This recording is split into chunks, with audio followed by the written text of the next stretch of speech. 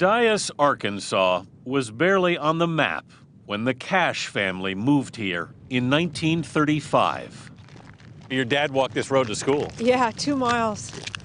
Johnny Cash was just 3 when his parents were awarded one of the new houses the government had built for farmers struggling through the Depression. This area was nothing. It was just empty land, and it was during the New Deal. The WPA created this colony here. How many rooms are there actually in the house? 5 rooms.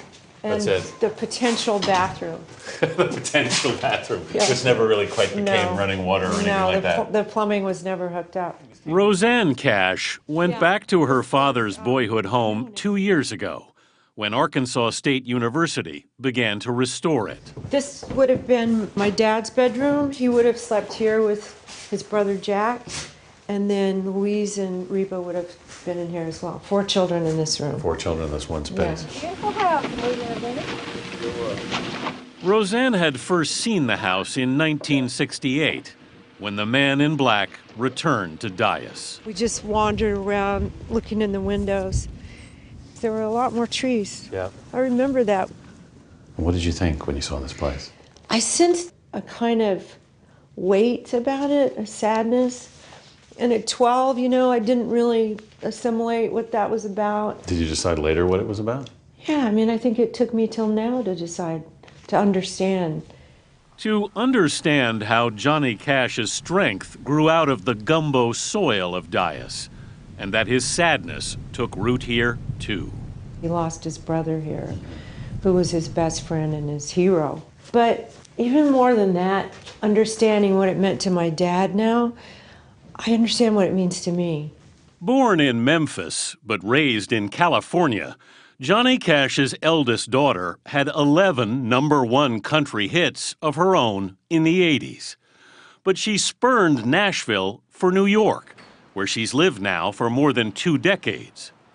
But returning to her father's Arkansas home started the 58-year-old singer on a longer journey. It's lonesome, isn't it? Across the southern landscape she'd run from and rebelled against. It pushed it away for so long. Why do you think you pushed it away? I didn't feel at home here. I wanted a bigger world. Dark highways and the country roads. With her husband, musician and producer John Leventhal, Cash made a series of road trips across Arkansas, Tennessee, and the Mississippi Delta. A soundtrack would flow from their travels, an album called The River and the Thread. You grew up and you moved away across a foreign sea. I didn't know how deeply I felt about the South until I started writing these songs, or how connected I felt, or the people I loved, and thought were in my past who were still very much in my present. On 2 unseasonably cold days with us, Cash retraced part of her journey along Money Road to Money, Mississippi. Lonesome boy in a foreign land. This is Brian's Grocery? This is it. We stopped at the grocery store where, in 1955, Emmett Till supposedly flirted with a white woman behind the counter. He was 14. 14 years old. Yeah. And they found him in the Tallahatchie River. That's right. It sparked the civil rights movement. Yeah. To me, this is like visiting the Lincoln Memorial. It's interesting, what's right here? It's a vortex. Yeah. Robert Johnson's grave is not that far down the road. The Tallahatchie Bridge is literally around the corner. Today, Billie Joe McAllister jumped off the Tallahatchie Bridge. The bridge, made famous by Bobby Gentry's song Ode to Billie Joe, This is it? isn't marked by any road signs. Oh, God. Oh, it's just fantastic. But Cash and her husband had to stop. We actually self-consciously got our guitars out of the car and sat on the bridge with our guitars. You did? Hoping nobody would see us. Yeah, it just seemed like you couldn't pass up that opportunity. When you were sitting on the bridge playing your guitar, what were you doing? pretending. You know, I love that you were pretending. trying to go back in time. It was heavy, you know, it was like this has taken on mythic stature in our lives, this area, the musicians who are from here, this song. And drop them into the muddy water off the Tallahatchie Ridge. This is where John just stepped in back of me when I was looking out, snapped a picture.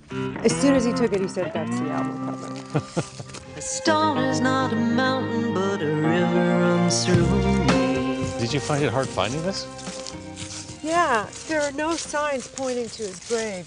A little over a mile away, at a country church where service is held every third Sunday, is what's believed to be the grave of blues legend Robert Johnson. I'm going to leave my super geeky white triangle medium pick for Robert Johnson, and I hope he doesn't mind. A nod to the master. And I ended up in Memphis, Tennessee. I keep my head down, I keep my eyes on you. Cash's travels also took her to Memphis, where it all began. To the modest house on Tuckweiler Street, where Johnny and Vivian Cash brought home their firstborn child. I have a picture of myself sitting right there on that porch with the same door in back of me. Thinking about my mom taking my picture sitting here, and she always said she sat on this porch and ate a big bowl of cherry tomatoes every day of her pregnancy. That's all she wanted.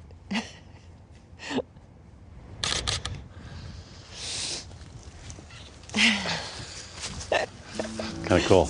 Yeah, I know. It's kind of sweet, isn't it?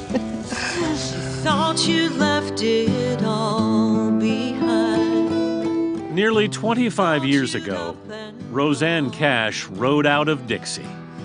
But the road she left on has now brought her all the way back. How to take the long way home. In some ways, it feels like you tried to make it go away. In the same way you push your parents away when you're growing up, you want to find out who you are.